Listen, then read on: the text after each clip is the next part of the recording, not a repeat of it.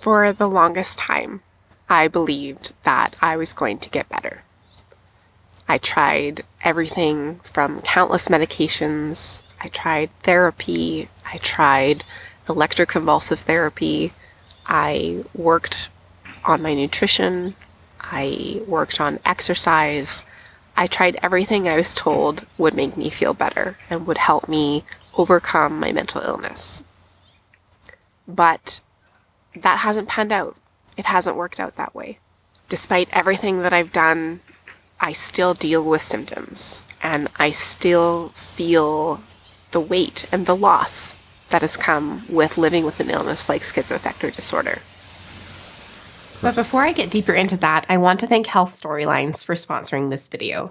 I was so excited when I learned about Health Storylines and how incredible of a tool it can be for managing your mental health and providing valuable insights for yourself and your care team. Health Storylines is an app that helps you keep track of all of your health information. You can do so many things with the health tools, like get reminded to take your medication, track your mood, symptoms, appointments, and energy levels. It also provides a space to document questions to ask your care team, provides resources for learning more about your illness, and so much more. I couldn't believe how much easier it was to understand patterns and connections in my own mental health by having all of my data visualized in front of me. It has also provided me with a lot more information and a place I can refer to for talking points when meeting with my psychiatrist and care team. Health Storylines has provided me the space to stay on top of my well-being by keeping track of my health journey, but it goes a step further because it's easy to safely share all of this data with your care team. With your permission, your care providers can access your information by being a part of your support circle through the app or by downloading easy-to-read reports into printable PDF files to share with your care team. This app is completely free to use and adheres to all HIPAA and GDPR privacy rules and regulations, which means that your information stored on the app is protected and confidential. The Health Storylines app is free to use and is an extremely valuable tool for managing your mental health care in a personalized and meaningful way. Download the app today through the link in the description below to start taking control of your mental health. We thought that Health Storylines would be a really fitting partner for this video because of the amazing tool it can provide for helping you to maintain your own recovery journey. Now back to the video. So I'm sure some of you are familiar with my story. If you're not, you can find out more here. But basically what happened was I was struggling with symptoms that I didn't really understand for several years. And then at the age of 25, I was diagnosed with schizoaffective disorder. And before this period, before I was properly diagnosed, it felt like this period of darkness and despair was going to go on forever. And it felt like there was really no hope in sight. But then when I was given the diagnosis of schizoaffective disorder, that felt really heavy in and of itself because it felt like, well, wow, I don't know of really anyone who is living well with an illness like schizophrenia or schizoaffective disorder. But at the same time, it also felt like, okay, I know what I have. Maybe it's possible to treat it and to get better now. But as I said, that's just not the way it's panned out. I've tried many different kinds of interventions and treatments, and I'm still not in a place where I have overcome my schizoaffective disorder and where I am free of symptoms and feeling better.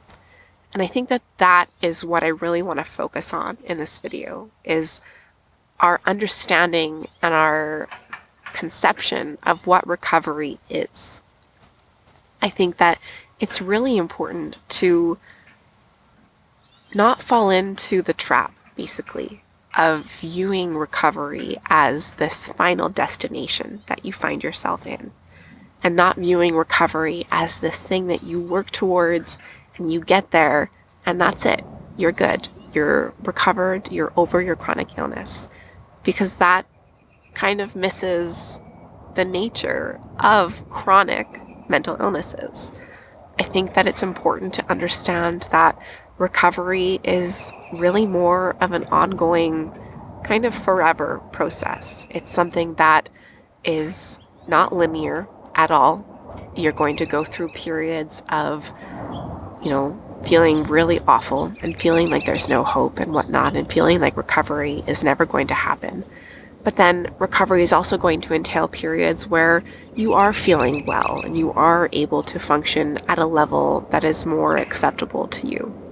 Relapses are going to be a part of the recovery process. It's a chronic mental illness, and so it's something that you are always going to be dealing with. And various stressors in life and whatnot can, instigate relapses. And that's just something that's going to happen. And I think coming to a place of accepting that and acknowledging that is really where true recovery lies.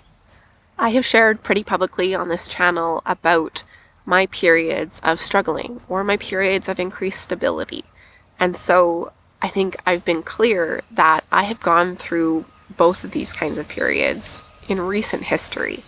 And, it's important to understand that sometimes in the recovery journey, you are going to experience prolonged periods of wellness, maybe for days or maybe for weeks or maybe even for months or years. But at the same time, you are probably also going to experience periods where you kind of have to take things day by day or even hour by hour or minute by minute because things feel too much and the struggle is getting to be harder to manage. And that's okay. I think it was really hard for me to come to a place of acceptance about this notion of what recovery means. But it was also really difficult for the people in my life and for my friends and family to understand that recovery, again, is not a final destination. It's not a final end point that you get to and then you're just all good.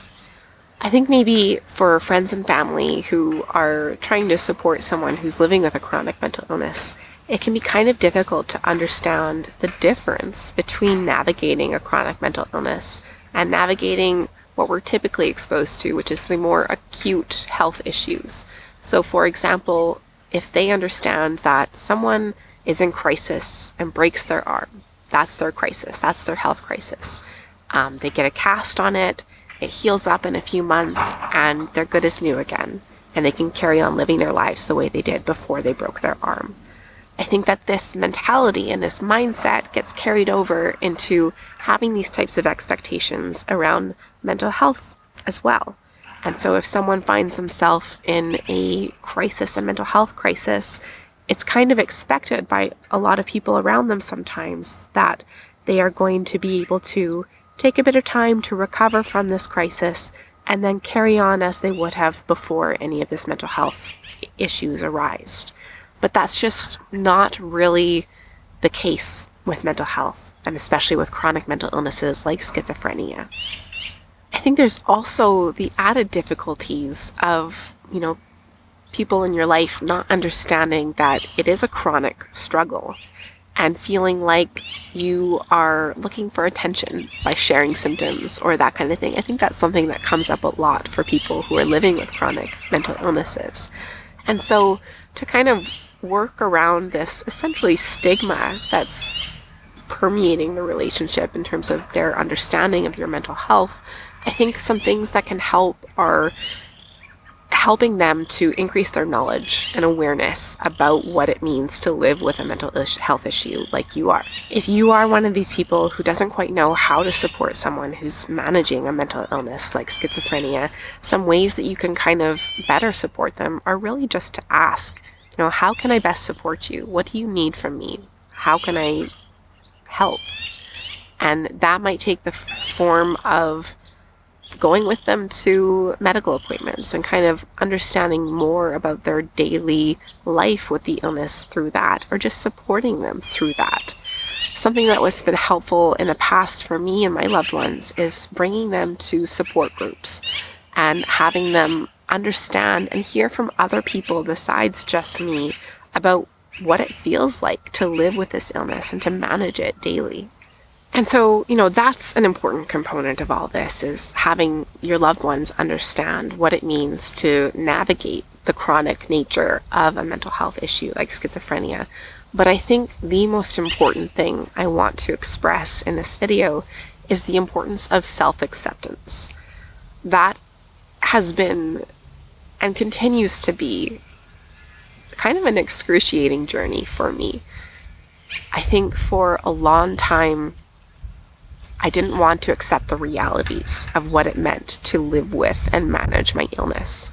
I had an idea in my head of what I expected from my life and what I expected my capacity to be, from the times of pre-mental health issues.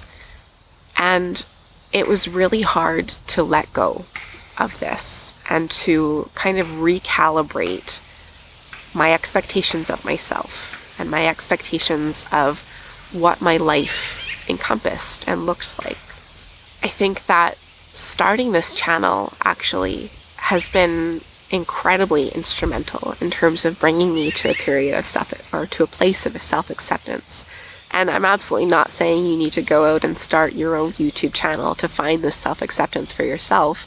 I think it's an ongoing journey too, but more so some of the things that I think made this happen with my YouTube channel were learning more about my illness and having a deeper insight and knowledge about what it means, what the illness encompasses, what it means for me, doing a lot of self-reflection about what my experience of this illness is like and what it means to me to live well with it.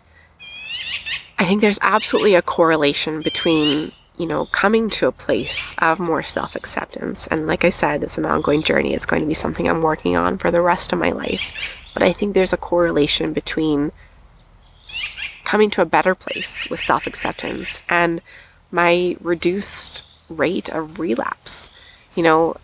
Important to note that I do still have relapses. I do still have difficult periods. I just went to the hospital the other week, but I'm learning better how to not let those dips in my mental health completely derail me and completely derail my life, because I am learning more about myself and learning more about what I need to manage it and to live well with it.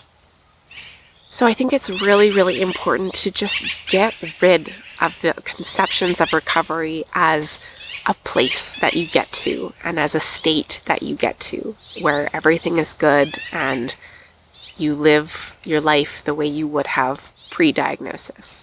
That's just not a reality. That's not going to happen. And that can be a really hard pill to swallow, I know.